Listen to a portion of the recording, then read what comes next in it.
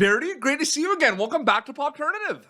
Thank you for having me. It's been a It minute. has been a minute. Exciting stuff with Clown in the Cornfield. South by Southwest world premiere, going to be in theaters, eventually going to make its way to Shudder. I remember when this movie was announced, and now people are able to see it. Like, how are you able to process what's going on? It's pretty crazy. I honestly, slowly, I've been able to process it because, we filmed this like a long time ago. Like, what was it, 2023? Mhm. We filmed this like in the fall in Winnipeg. And since then, you get so many kind of production updates and post-production, and then we're like, oh, it's gonna be in theaters, and then it's premiering at South by Southwest. So I think it wasn't until Texas, South by Southwest, where it kind of hit me like, oh my God, it's coming out. People finally get to see it, and I'm so happy. Take me through the process of working on something that's based on something that people know about. Like the fact that the book was very popular, but at the end of the day, this is the horror film.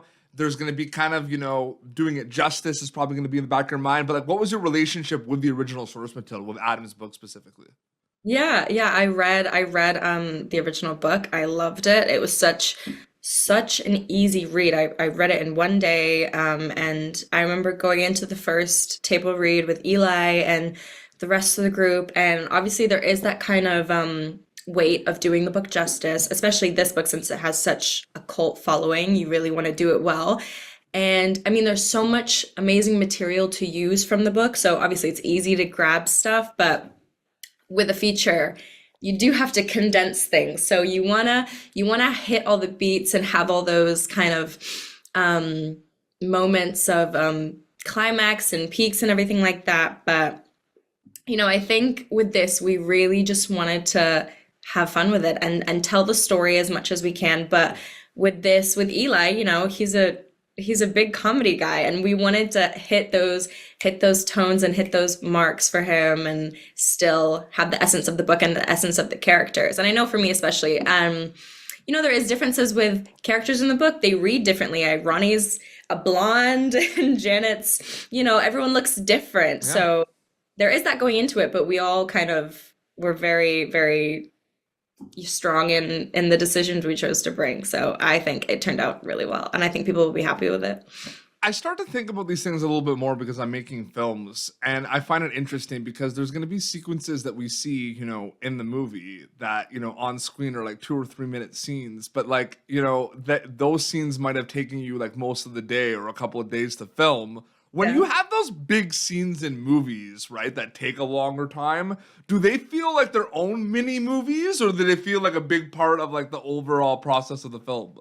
Yeah, I get what you're saying. They definitely do, because when you watch the film, you're like, this is like a 2 minute scene where it's this conversation that feels really quick, and then boom, we're at the next shot. But we're the cast is like, we were in that scene for like 3 days, coming back, kind of doing, and at that point, it does feel like its own little mini movie, sorry, and you really get into the rhythm of it. But I kind of love those nights when you can just like, you come back, you know what you're doing. We're like, okay, we got to finish either another side of coverage or the tail end of this scene. And it's so interesting to watch it on the screen, and you're like, wow, it's there, it's gone. That was like 3 days of work. Absolutely.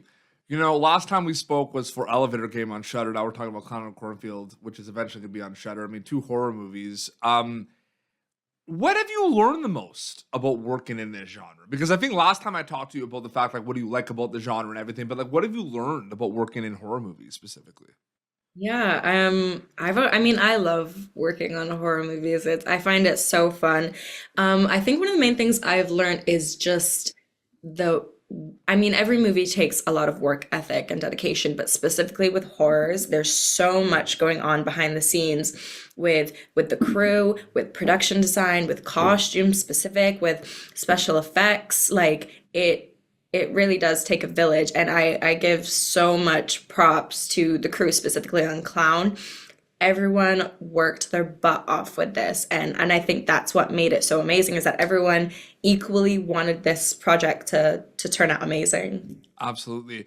Are you afraid? Were you afraid of clowns before this film? Do you know what? I I wasn't the biggest fan of clowns. And now probably you're not a big fan at all. No, well, to be fair, I think this was like the perfect exposure therapy for me.